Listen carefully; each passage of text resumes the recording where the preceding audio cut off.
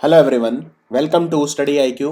Study IQ के इस video में हम 13 और 14 मार्च के एमसीक्यू कवर करेंगे यूपीएससी के लिए। तो शुरू करते हैं वीडियो। स्टडी आईक्यू की जो सेल है वो चल रही है 18 अप्रैल तक, आप उसका लाभ ले सकते हैं। हमने यूजीसी नेट और बहुत सारे कोर्स लॉन्च करे हैं, जैसे नाबार्ड का ग्रेड ए का, यूजीसी नेट का, या फिर गुजरात पीएससी, मध्य प्रदेश पीएससी, इन सब के कोर्सेज लॉन्च करे हैं, प्री और मेंस के दोनों। झारखंड पीएससी का भी लॉन्च किया है, आंध्र प्रदेश पीएससी का भी लॉन्च किया है। आप कोई भी कोर्स खरीदना चाहते हैं तो studyIQ.com पर विजिट कर सकते हैं। आप इंस्टाग्राम पे मुझसे जुड़ सकते हैं, मैंने क्विज स्टार्ट कर दिए हैं इंस्टाग्राम पे, मेरी आईडी है टायरलेस सोल, या ट्विटर पर फॉलो कर सकते हैं गौरव गर्ग 888। तो शुरू करते हैं। पहला क्वेश्चन, ये रिपोर्ट आई है 5 साल की, 2013 से 2017, ये 5 साल 2013, 2014, 15, 16 और 17। इन 5 सालों में भारत ने जितने भी हथियार खरीदे हैं दुनिया के विभिन्न देशों से, उनमें 62% हमने रशिया से खरीदे हैं। याद रखिए, भारत ने सबसे ज़्यादा हथियार खरीदे हैं रशिया से, दूसरे नंबर पे अमेरिका से, और तीसरे नंबर पे इजराइल से। ये वो टॉप 3 कंट्री हैं जिनसे भारत ने हथियार खरीदे हैं 5 सालों में, 2013 से 2017। और यस, ये ठीक है कि 62% जो है हमने रशिया से खरीदे हैं। चाइना दुनिया का 5वां सबसे बड़ा हथियार खरीदने वाला देश है। इतना ही नहीं, चाइना दुनिया का 5वां सबसे बड़ा हथियार निर्यात करने वाला देश भी है। यानी चाइना की जो रैंकिंग है हथियार खरीदने और बेचने दोनों में नंबर 5 है। यह भी बिल्कुल ठीक है। भारत के जो आयात हैं, जो इंपोर्ट हैं, वो 24% की उनमें वृद्धि हुई है। अगर हम कंपेयर करें इन 5 सालों में कंपेयर टू पिछले वाले 5 सालों में, 24% हथियार हमने ज्यादा खरीदे हैं। ये भी ठीक है, इसका आंसर है ऑल आर करेक्ट। कुछ इसमें तथ्य आपको बताता हूं इंपॉर्टेंट। अमेरिका से जो हम हथियार खरीदते हैं उसमें इन 5 सालों में 550% की वृद्धि हुई है। इससे यह पता चलता है कि अमेरिका जो है उसके लिए हम एक तरह से जिसे कहते हैं कैश काउ है। अमेरिका हमें हथियार बेच रहा है और 550% की वृद्धि हुई है। और अगर हम कंपेयर करें पाकिस्तान, तो पाकिस्तान सबसे ज्यादा हथियार खरीदता है चाइना से। अमेरिका से जो वो हथियार खरीदता था उसमें 76% की गिरावट हुई है इन 5 सालों में, कंपेयर टू इनसे पिछले 5 सालों में। रशिया भारत का सबसे बड़ा आर्म सप्लायर है, 62% हथियार हम रशिया से खरीदे हमने। इतना ही नहीं, 5 सालों में पूरी दुनिया में किसी कंट्री ने सबसे ज्यादा हथियार खरीदे हैं तो वो इंडिया है। पूरी दुनिया में जितने भी हथियार खरीदे गए 12% उसके इंडिया ने खरीदे। बहुत बड़ी बात है ये। और हमारा जो इंपोर्ट है हथियारों का वो 24% बढ़ा है। इससे ये पता चल रहा है कि जो ये मेक इन इंडिया और ये सब है, इनका कोई खास जमीन पे फर्क देखने को नहीं मिल रहा है। हमारा जो आयात है वो बढ़ता जा रहा है। जो सिप्री है, स्टॉकहोम पीस रिसर्च इंस्टीट्यूट, उनका यह कहना है कि भारत हथियार इतनी ज्यादा इसलिए खरीद रहा है क्योंकि पाकिस्तान और चाइना दोनों से टेंशन बढ़ती जा रही है और भारत सिर्फ आयात पर निर्भर है अपनी आर्म्स रिक्वायरमेंट के लिए, अपने हथियारों की रिक्वायरमेंट के लिए। जबकि चाइना चाइना हथियार बना भी बड़ी तेजी से रहा है और 5वें नंबर पे चाइना निर्यात करने वाला सबसे बड़ा देश बन गया है। चाइना से जो हथियार खरीदते हैं वो भारत के नेबर खरीदते हैं, जैसे पाकिस्तान और दूसरे देश हैं जो। चलिए अब आते हैं दूसरे सवाल पे। ये है सोलर स्टॉर्म। तो एक वार्निंग मिली थी कि जो 18 मार्च है उस दिन धरती से एक सोलर स्टॉर्म टकराएगा, जिसको हम जियोमैग्नेटिक स्टॉर्म भी बोलते हैं। तो ये सन है और सूरज का जो वातावरण होता है उसे बोलते हैं कोरोना। मैं आपको बता दूं कि कोरोना स्टडी करने के लिए अभी नासा एक मिशन भेज रहा है जिसको बोलते हैं पार्कर सोलर प्रोब।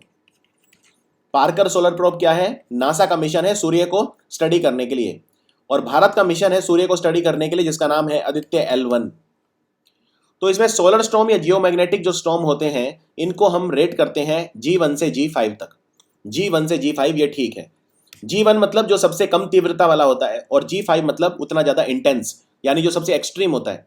जितना ज्यादा G का नंबर होगा उतना ज्यादा तेज होगा वो storm. National oceanic and atmospheric administration, ये एक रशियन साइंटिफिक एजेंसी है जिसका काम है कि जो condition of the oceans and atmosphere को स्टडी करना, उन पर रिसर्च करना। ये गलत है। National oceanic and atmospheric administration जो है NOAA, ये अमेरिका की साइंटिफिक एजेंसी है। जो सोलर स्टॉर्म जब आते हैं तो रेडियो और टेलीकम्युनिकेशन दोनों डिसरप्ट हो जाते हैं, यानी दोनों में बाधा आती है। तो ये सी भी ठीक है। तो इसमें ए और सी ठीक है, आंसर है सेकंड। क्वेश्चन नंबर 3 पे आते हैं। देखिए, 2 राज्य हैं जिनमें लड़ाई चल रही है पानी को लेके। वैसे तो कई राज्यों में वाटर वॉर चल रही है, जो सबसे ज़्यादा प्रोमिनेंट अभी आजकल चल रही है, एक तो कावेरी विवाद चल रहा है, वो तो पिछले 50 सालों से चल रहा है कर्नाटक और तमिलनाडु के बीच में। गोवा और कर्नाटक में मांडोवी या महादाई रिवर को लेके विवाद चल रहा है, पानी दोनों ज़्यादा चाहते हैं उसका। एक और चल रहा है उड़ीसा और छत्तीसगढ़ में महानदी के पानी को लेके। महानदी जो है ये निकलती है छत्तीसगढ़ से, फिर जाती है उड़ीसा और फिर बंगाल की खाड़ी में गिर जाती है। तो अब इसमें दोनों राज्यों को जो इनके बीच में जो लड़ाई है उसे सुलझाने के लिए एक ट्राइब्यूनल बनाया गया है। ट्राइब्यूनल कुछ नहीं होता, एक स्पेशल कोर्ट को बोलते हैं ट्राइब्यूनल, जो किसी खास मकसद के लिए होता है। जैसे नेशनल ग्रीन ट्राइब्यूनल है, राष्ट्रीय हरित प्राधिकरण, उसका काम क्या है कि पर्यावरण संबंधी केसेस को वो सुनता है। इसी तरह से पानी की डिस्प्यूट के लिए ये स्पेशल अदालत होती है जिसको बोलते हैं ट्राइब्यूनल। तो महानदी वाटर डिस्प्यूट ट्राइब्यूनल, इसका हेडक्वार्टर होगा कटक में। कटक है उड़ीसा में? नहीं, इसका हेडक्वार्टर होगा न्यू दिल्ली में, ना कि कटक में। तो पहला ऑप्शन गलत है। Justice AM Khanwilkar supreme court के सीनियर जज हैं, ये चेयरमैन होंगे इस ट्राइब्यूनल के, ये ठीक है, ये गलत नहीं है। और नेशनल ग्रीन ट्राइब्यूनल जो है उसके नए चेयरमैन बने हैं Jawad Rahim. Jawad Rahim. Interstate river water dispute act 1956, ये एक एक्ट है भारत के पार्लियामेंट की जिसके तहत ट्राइब्यूनल बनाए जाते हैं। आर्टिकल 260 ऑफ द कॉन्स्टिट्यूशन इसकी इजाजत देता है। तो सी ऑप्शन भी गलत है, आर्टिकल 262 है ना कि 260। तो इसमें सिर्फ बी ठीक है, आंसर है ओनली बी इज करेक्ट। एक बात और बता देता हूं, इसमें जो भी ट्राइब्यूनल बनता है उसको 3 साल के अंदर रिपोर्ट देनी होती है, यानी 3 साल के अंदर अपना फैसला देना होता है। अगर कोई भी राज्य है, चाहे वो उड़ीसा हो चाहे छत्तीसगढ़ हो, इस ट्राइब्यूनल के फैसले से खुश नहीं होगा तो वो सुप्रीम कोर्ट जा सकता है। इनमें से महानदी जो है ये काफी न्यूज में चल रही है नदी महानदी, तो इसकी कौन सी ट्रिब्यूटरी है यानी सहायक नदी है? जोंक, सेवनाथ, मांड या मोयार? तो आपको ये करना है। और देखिए नदियों की एक होती है ट्रिब्यूटरी वर्ड, ट्रिब्यूटरी यानी सहायक नदी, और एक होता है डिस्ट्रीब्यूटरी। ट्रिब्यूटरी नदी में पानी लेके आती है यानी पानी जोड़ती है, डिस्ट्रीब्यूटरी नदी से पानी लेके जाती है। तो 2 तरह की ये नदियां होती हैं, छोटी नदियां, ट्रिब्यूटरी और डिस्ट्रीब्यूटरी। ये भी जरूरी नहीं है कि ट्रिब्यूटरी छोटी हो, जैसे यमुना जो है वो गंगा की ट्रिब्यूटरी है लेकिन वो छोटी नदी नहीं है, काफी लंबी नदी है। तो ये सब भी संभव है। तो जोंक नदी जो है ये बिल्कुल महानदी की सहायक नदी है। सेवनाथ भी है, मांड भी है, मोयार नहीं है। तो ABC करेक्ट है, आंसर है सेकंड। मोयार नदी कावेरी की सहायक नदी है, कावेरी। और ये वो सारी नदियां हैं मुख्य, जो सबसे बड़ी इनमें जो ट्रिब्यूटरी है महानदी की वो है सेवनाथ। तो सेवनाथ जो नदी है, कई लोग इसे शिवनाथ भी लिखते हैं, शिवनाथ, दोनों ठीक है, आप कैसे भी प्रोनाउंस कर सकते हो, कोई ऐसी बात नहीं है।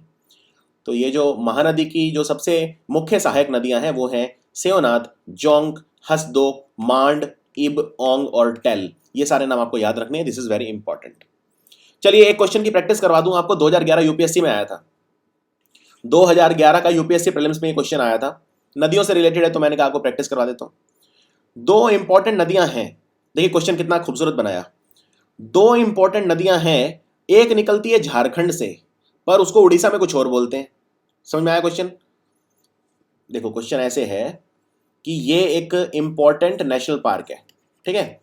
अब यहां पे 2 नदियां आती हैं, एक नदी ऊपर वाली आती है झारखंड से और नीचे वाली आती है उड़ीसा से। झारखंड से जो नदी आती है इसका नाम उड़ीसा में कुछ और है, ठीक है। और ये दोनों फिर मिल जाती हैं और यहाँ पे डेल्टा बनाती हैं बंगाल की खाड़ी में गिरने से पहले। अब आपको ये बताना है जहां पे ये डेल्टा बनाती हैं वहां पे कौन सा प्रोटेक्टेड एरिया है, यानी वाइल्ड लाइफ सेंचुरी या नेशनल पार्क है। Bhitarkanika national park, Chandipur on sea, Gopalpur on sea या सिमलीपल। सिमलीपल एक टाइगर रिजर्व भी है जो लोग नहीं जानते, और सिमलीपल अभी काफी न्यूज में आया था। क्यों? क्योंकि सिमलीपल में एक जनजाति रहती है, शेड्यूल्ड ट्राइबल रहते हैं जिनको बोलते हैं मैनकेडिया, और मैनकेडिया को यहाँ से बाहर निकाल दिया गया है। मैनकेडिया के जो लोग हैं काफी टाइम से रह रहे थे यहाँ पे, लेकिन वन विभाग का कहना है कि इनको जो टाइगर हैं सिमलीपल में वो नुकसान पहुंचा सकते हैं, उन पे अटैक कर सकते हैं। हालांकि मैनकेडिया खुश नहीं है क्योंकि वो उनका नेचुरल हैबिटेट था, उनका घर था, सदियों से रह रहे हैं, और वो बोले हम टाइगर हो या कोई भी जानवर हो हम उनके साथ काफी हार्मनी में रहते हैं, एक सौहार्द है, आपस में प्रेम है, ऐसा नहीं है कि टाइगर हम पे अटैक करते हैं। तो ये ट्राइबल जो है इनके साथ अन्याय हो रहा है, ऐसा भी लोग कह रहे हैं। खैर जो भी है, मैनकेडिया जो है ये ट्राइब का नाम है, याद रखिए, सिमलीपल में रहते थे। तो सिमलीपल भी काफी न्यूज में आजकल चल रहा था। खैर, तो इस क्वेश्चन का आंसर क्या है? आंसर है भीतरकनिका। और ये कौन सी नदियों की बात हो रही है? तो ये है नदियां, ब्राह्मणी नदी है। अब देखिए क्वेश्चन कितना खूबसूरत था, इसमें कहा है झारखंड से जो नदी आती है उसका नाम झारखंड में अलग है, उड़ीसा में अलग है। तो यही है, झारखंड में इसे बोलते हैं साउथ कोयल नदी, दक्षिण कोयल नदी। और एक बात और बता देता हूं, एक नॉर्थ कोयल नदी भी है, और जो नॉर्थ कोयल नदी है इसको लेके लड़ाई चल रही है बिहार और झारखंड में। ये भी याद रखिए, बिहार और झारखंड में नॉर्थ कोयल नदी पे बनने वाले डैम को लेके काफी विवाद है। तो ब्राह्मणी नदी बोलते हैं इसे उड़ीसा में, और साउथ कोयल बोलते हैं इसे झारखंड में। और ये रांची डिस्ट्रिक्ट के पास से निकलती है, नागरी गांव से। और इस नदी का एक नाम और है माईपुरा। और दूसरी नदी जो उड़ीसा से आती है, ये उड़ीसा के केंदुझर डिस्ट्रिक्ट से निकलती है, और इसका नाम है बैतारनी। तो ब्राह्मणी और बैतारनी मिलती हैं, और ये मिलके फिर बंगाल की खाड़ी में गिर जाती हैं। और जहाँ ये मिलती हैं वहाँ बनाती है महानदी। डेल्टा वाला जो एरिया है वो वाला एरिया है ये। तो इसका आंसर हो गया भीतरकनिका। भीतरकनिका वैसे काफ़ी बड़ा नेशनल पार्क है।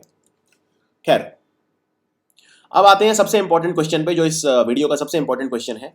बीजी कॉटन 3, इसको हर्बिसाइड टॉलरेंट कॉटन भी बोलते हैं, और इसमें राउंड अप रेडी और राउंड अप फ्लेक्स नाम के जीन होते हैं। बीजी कॉटन 3, ये बिल्कुल ठीक है। आपने बीटी कॉटन तो सुना ही होगा, तो उसी का एक प्रकार है ये बीजी कॉटन 3। जिस कंपनी ने इसको बनाया है बीजी 3, वो है मॉन्सेंटो, अमेरिका की मल्टीनेशनल सीड कंपनी जो बीज बेचती है। यस, ये ठीक है।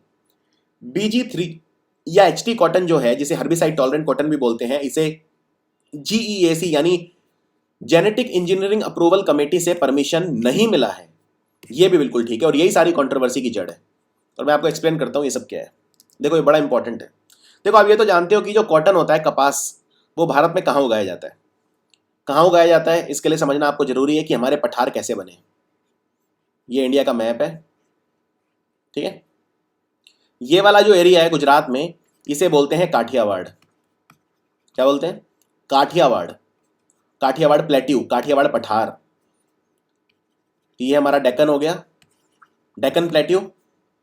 और ये बीच में हो गया मध्य प्रदेश में मालवा प्लेट्यू। ये हमारे 3 प्लेट्यू हैं, ठीक है। कॉटन यहीं पे होती है। अब यहाँ क्यों होती है, बाकी जगह क्यों नहीं होती उतनी ज़्यादा?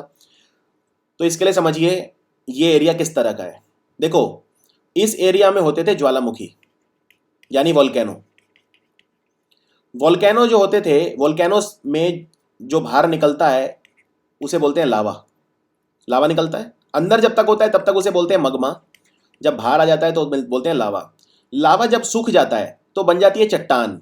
अब क्योंकि टेम्परेचर बहुत ज़्यादा होता है लावा का, तो चट्टान जो होती है ये जल जाती है, मतलब ये बहुत ही ज़्यादा टेम्परेचर होता है, तो इसका रंग हो जाता है काला।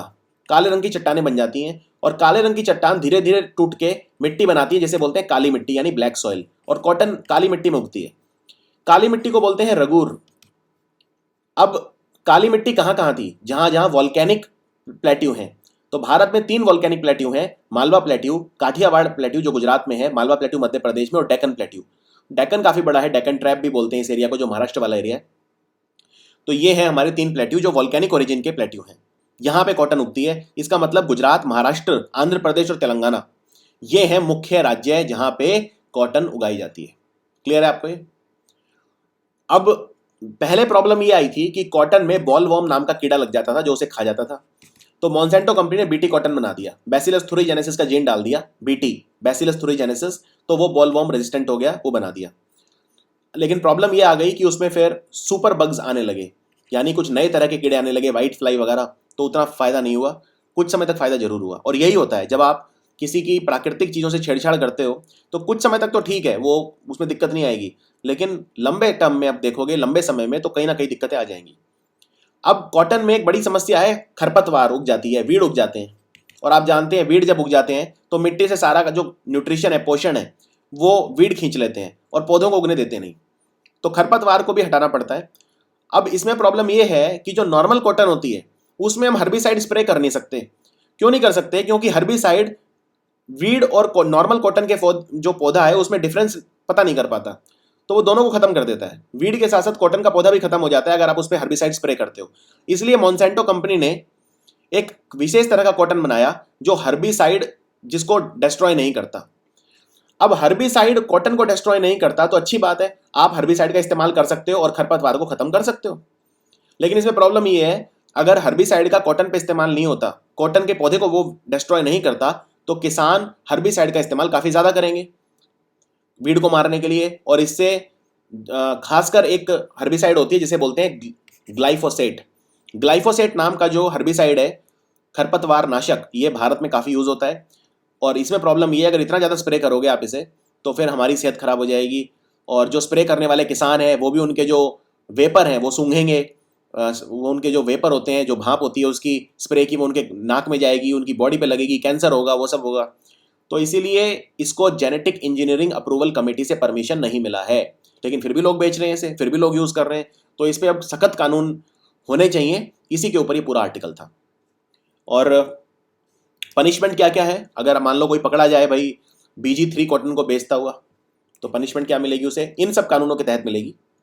क्योंकि GEAC ने इसे कमर्शियल कल्टीवेशन के लिए अप्रूव नहीं करा है, तो इसका बेचना, खरीदे जाना, ट्रांसपोर्ट करना, ये सब seeds act 1966, seed rule 1968, seeds control order 1983, environment protection act 1986 और एनवायरमेंट प्रोटेक्शन रूल 1989 के तहत आप कानून का उल्लंघन इसे माना जाएगा। चलो अगले सवाल पे आते हैं। अब बात करते हैं इंटेलेक्चुअल प्रॉपर्टी। इंटेलेक्चुअल प्रॉपर्टी होती क्या है? आपने मान लो कोई मशीन का आविष्कार करा, किसी ने आपका फार्मूला चुरा लिया, उसने खुद मशीन बना दी, यानी उसने क्या करा, उसने काउंटर फिटिंग करी। काउंटर फिटिंग मतलब या तो नकली बना दिया हूबहू, या फिर आपका कॉपीराइट ले लिया, उसको उसका गलत इस्तेमाल करा। आपका दिमाग था, आपकी क्रिएशन थी, आपकी इंटेलेक्चुअल प्रॉपर्टी थी, उस पर उसने एनक्रोचमेंट करा, उस पर अतिक्रमण करा। तो भारत में इसको रोकता है सीपम। तो the cell for IPR promotion and management, ये मिनिस्ट्री ऑफ IT के अधीन काम करता है, उसके अंतर्गत काम करता है, तो ये गलत है। सीपम काम करता है department of industrial policy and promotion, DIPP के अंतर्गत। और DIPP किसका हिस्सा है? Ministry of commerce and industry, जिसके मंत्री हैं सुरेश प्रभु। दूसरा ये है कि सीपम ने एक नेशनल कॉन्फ्रेंस ऑर्गेनाइज करा काउंटर फिटिंग के ऊपर, और एनफोर्समेंट एजेंसी काउंटर फिटिंग को कैसे रोक सकती हैं, यानी नकली चीज बनाना, काउंटरफिट चीज बनाना, उसको कैसे रोक सकती हैं, और इसमें मदद करी उनकी IMF ने। तो ये दूसरे वाला भी गलत है। IMF ने मदद नहीं करी उनकी, EU ने करी, यूरोपियन यूनियन ने। दोनों ही गलत है, आंसर है नीदर ए नॉर बी, दोनों ही ठीक नहीं है। चलिए अब आते हैं अगले सवाल पे। गैलियम एक ऐसा धातु है जिसका जो मेल्टिंग पॉइंट है वो 30 डिग्री सी से थोड़ा नीचे है। देखो, अगर मैं आपसे पूछूं कि जो धातु होती है मेटल, क्या ये रूम टेम्परेचर पे सॉलिड होती है कि लिक्विड होती है, तो आप कहोगे भाई सॉलिड होती है, ऑफ कोर्स सॉलिड होती है। अब लोहा है, लोहा धातु है, लोहा कोई लिक्विड थोड़ी होता है, लोहा आपके घर में रखा होगा, सॉलिड है। लेकिन दो हमारे मेटल ऐसे हैं जो लिक्विड होते हैं। अब अगर मैं बोलूं रूम टेम्परेचर, तो रूम टेम्परेचर किसे बोलते हैं? कोई कश्मीर में रह रहा होगा, ठंडी जगह में रह रहा होगा, उसके लिए रूम टेम्परेचर अलग है। कोई बिहार में रह रहा होगा, उसके लिए अलग है। हरियाणा में रह रहा होगा, रूम टेम्परेचर उसका अलग है। कोई गर्म जगह पे रह रहा होगा, उसके लिए अलग है। तो रूम टेम्परेचर हम मान के चलते हैं 25 डिग्री सेल्सियस। केल्विन में देख लो, 298 केल्विन हो गया ये। 298 केल्विन को हम बोलते हैं रूम टेम्परेचर, या 25 डिग्री सी, 25 डिग्री सेल्सियस को बोलते हैं रूम टेम्परेचर। क्लियर है आपको? 25 डिग्री सी पे, मैं रिपीट करता हूं, 25 डिग्री सी पे सिर्फ एक ही धातु है, यानी रूम टेम्परेचर जो है हमारा 25 डिग्री सी, एक ही धातु है जो लिक्विड रहती है। कौन सी है वो? मरकरी, पारा। क्लियर है?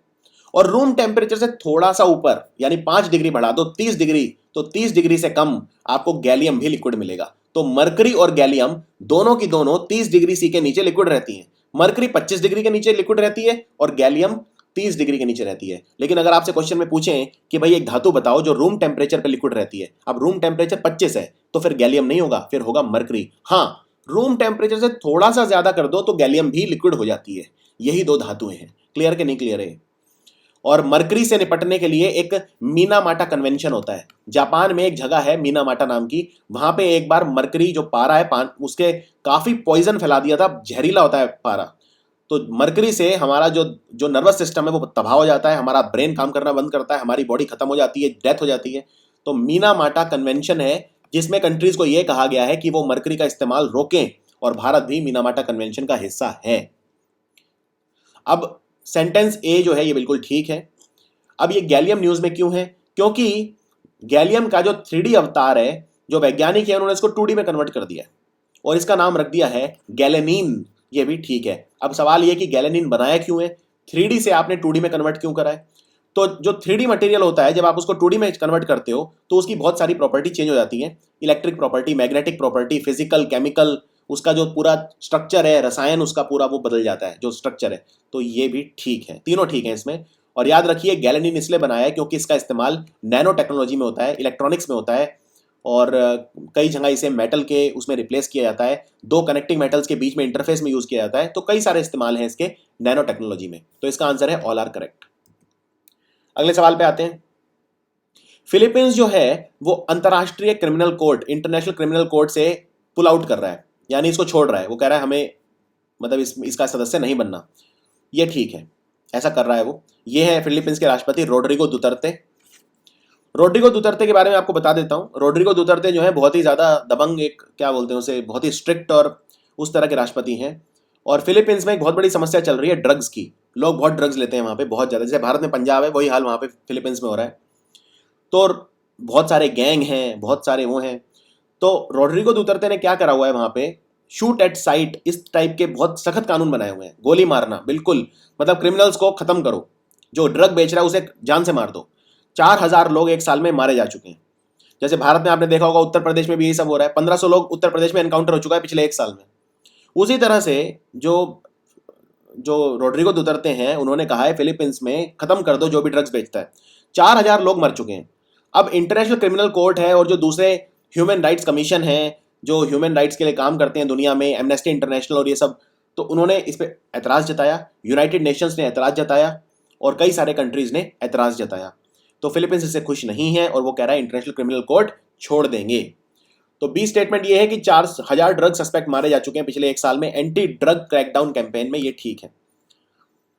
चिले एबो ओसुजी, ये अभी प्रेसिडेंट है इंटरनेशनल क्रिमिनल कोर्ट के, ये भी ठीक है। तो आंसर है ऑल आर करेक्ट। एक बात आपको और बता देता हूं, शी जिनपिंग जो हैं चाइना के राष्ट्रपति, उन्होंने अपने जो जितने भी विरोधी थे, जितने भी उनमें उनको लगता था कोई सत्ता छीन सकता है उनसे, उन सबको करप्शन के केसेस में अंदर कर दिया। तो शी जिनपिंग ने ग्राफ्ट कैंपेन चलाया हुआ है वहाँ पे चाइना में कि जो भी नेता करप्शन में पकड़े जाते हैं उन सबको जेल में डलवा दिए हैं। उनको कईयों को मरवा भी दिया है, कईयों को गायब करवा दिया है। इस तरह से शी जिनपिंग ने पूरी सत्ता हासिल कर ली है। अब बात करते हैं एक इंपॉर्टेंट चीज पे। देखिए, एक चीज होती है जिसे बोलते हैं मीटियोराइट। मीटियोराइट और मीटियोर में क्या फर्क होता है, और मीटियोराइट क्या होते हैं, ये 3 शब्द हैं, कभी नहीं भूलोगे, ऐसा समझाता हूं। तो ये हमारी धरती है, ठीक है, ये हमारा प्लेनेट है। और मीटियोर, सबसे पहले वर्ड यूज होता है मीटियोराइड, ठीक है। मीटियोराइट क्या होते हैं, बहुत बड़े बड़े पत्थर, बहुत बड़े बड़े पत्थर। कई पत्थर तो पूरे ग्रह जितने बड़े हो सकते हैं। एक बार एक पत्थर था, धरती पे गिरा था, 25,000 किलो का था। काफी बड़े बड़े पत्थर होते हैं। हमारे स्पेस में डेब्रिस बहुत ज्यादा है, हमारे स्पेस में काफी कुछ है, हमारे अंतरिक्ष में बहुत कुछ है। ये धरती से टकरा सकते हैं, और टकराते हैं तो काफी मतलब नुकसान हो सकता है, क्योंकि बहुत तेजी से आते हैं, बहुत तेजी से स्पीड से आते हैं। जब तक ये अंतरिक्ष में है इन्हें बोलते हैं मीटियोराइड। क्लियर है ये। अब अंतरिक्ष में तो वैक्यूम होता है, हवा तो होती नहीं है। तो धरती के वातावरण में जब ये आते हैं तो घर्षण होता है, फ्रिक्शन, फ्रिक्शन से इनमें आग लग जाती है। आग लग जाती है तो चमकते हैं, जलते हुए आते हैं धरती की तरफ। इन्हें बोलते हैं मीटियोर। मीटियोर यानी शूटिंग स्टार। ऐसा लगता है कोई टूटता तारा गिर रहा है, असली में कुछ नहीं होते, वो मीटियोर होते हैं। मीटियोर मतलब वो मीटियोराइड जिनमें आग लग गई, वो हो गए मीटियोर। और कई बार क्या होता है, वैसे तो आग लगती है तो खत्म हो जाते हैं अपने आप, डिकम्पोज हो जाते हैं, वो डीजनरेट हो जाते हैं, और फिर ये धरती तक पहुंच नहीं पाते। लेकिन कई बार धरती के पास पहुंच भी जाते हैं और टकरा भी जाते हैं। तब टकरा जाते हैं तो फिर इन्हें बोलते हैं मीटियोराइट। क्लियर है। मीटियोराइड और मीटियोराइट में क्या फर्क है, और मीटियोर में। अब धरती के टकरा गए तो हो गए मीटियोराइट। तो ऐसे राजस्थान में और असम में गिरे थे, छोटे छोटे पत्थर थे। एक तो था 3,000 किलो का पत्थर था, 3,000 नहीं, 3 किलो का पत्थर था, 3.014 केजी का पत्थर था। और एक गिरा था जयपुर में एक गांव है, मुकुंदपुरा गांव, वहां पे था, 2 किलो का पत्थर गिरा था मीटियोराइट का। तो साइंटिस्ट ने उनको स्टडी करा, साइंटिस्ट ने स्टडी करा उन्हें, 10 महीने तक स्टडी करा। ये 5 जून को गिरा था, ये 5 जून को और एक 6 जून को। तो एक तो गिरा था लोहित नदी के पास असम में, और दूसरा गिरा था जयपुर में मुकुंदपुर गांव में। एक 3 किलो का था, एक 2 किलो का था। इनको स्टडी करने पे ये पता चल सकता है हमें कि धरती पे जीवन शुरू कैसे हुआ, और इस तरह की चीजें, मतलब काफी वेल रिसर्च्ड, और इन पे वो चल रहा है, पब्लिकेशन वगैरह चल रहे हैं। तो सबसे पहला है कार्बोनेशियस कॉन्ड्राइट। कार्बोनेशियस कॉन्ड्राइट, इनमें कुछ सबसे पुराने मीटियोराइट आते हैं, ये ठीक है। एक्चुअली जो जयपुर में गिरा था उसको बहुत ही पुराने तरह का मीटियोराइट साइंटिस्ट ने कहा है। मीटियोराइट मिलते कहाँ पे हैं, मार्स और जुपिटर ग्रह, यानी मंगल और बृहस्पति ग्रह के बीच में एक एस्टेरॉयड बेल्ट होती है, वहां पे मिलते हैं। ये भी ठीक है, ये काफी इंपॉर्टेंट चीज है, एस्टेरॉयड बेल्ट। चलो एक एक क्वेश्चन लिख के बताओ मुझे कमेंट्स में, ये कुइपर बेल्ट कहाँ मिलती है। एक वर्ड होता है कुइपर बेल्ट, ये कहाँ मिलती है, कमेंट्स में देखते हैं कौन लिख के बताता है। जियोलॉजिकल सर्वे ऑफ इंडिया, ये मिनिस्ट्री ऑफ अर्थ साइंसेज के अधीन काम करता है। जियोलॉजिकल सर्वे ऑफ इंडिया नहीं, ये मिनिस्ट्री ऑफ माइनिंग के अधीन काम करता है। जिसके मंत्री हैं नरेंद्र सिंह तोमर। रूरल डेवलपमेंट और माइनिंग दोनों के मंत्री वही हैं। तो geological survey of India ministry of mines के अधीन है। तो सी गलत है, ए और बी ठीक है, आंसर है थर्ड। अब आते हैं आज के आखिरी सवाल पे। ये बहुत ही विशाल जहाज हमने खरीदा है, C-17 ग्लोब मास्टर। ये रशिया से खरीदा है, ये रशिया मैन्युफैक्चर्ड एयरक्राफ्ट है, ये गलत है। ये अमेरिका से खरीदा है, तो बी गलत है। दूसरा, इंडियन एयरफोर्स का जो जहाज है ये जहाज करता क्या है? ये सिर्फ सामान इधर एक जगह से दूसरी जगह ले जाने के लिए, यानी ट्रांसपोर्ट एयरक्राफ्ट है। ये कोई कॉम्बैट एयरक्राफ्ट नहीं है, यानी युद्ध के लिए नहीं जाएगा, सामान पहुंचाने के लिए इधर से उधर है, और बहुत बड़ा है ये। इसका नाम है C-17 ग्लोब मास्टर। अभी अभी इसने जो अपनी जो ये उतरा सिक्किम के टूटिंग एयरपोर्ट पे उतरा, जिसे बोलते हैं टूटिंग एडवांस लैंडिंग ग्राउंड। तो ये गलत है, ये सिक्किम का नहीं है, अरुणाचल प्रदेश का है Tuting airport, Tuting landing ground. A गलत है, बी भी गलत है, सी देखते हैं। इसका जो मैक्सिमम पेलोड है वो है 77,500 किलो, और मैक्सिमम टेक ऑफ वेट है 2,65,000 किलो। ये ठीक है, सी ठीक है, तो आंसर है ओनली सी इज करेक्ट। ये सब क्या होता है पेलोड वगैरह? देखो, मान लो कोई जहाज 50,000 किलो का है, मान लो कोई जहाज 50,000 किलो का है, लेट से इंडिगो एयरलाइन का, ठीक है। अब उसमें जितना मैक्सिमम आप आदमी और सामान बिठा सकते हो, रख सकते हो, उसको बोलते हैं पेलोड, यानी वो चीज जिनसे कमाई होगी।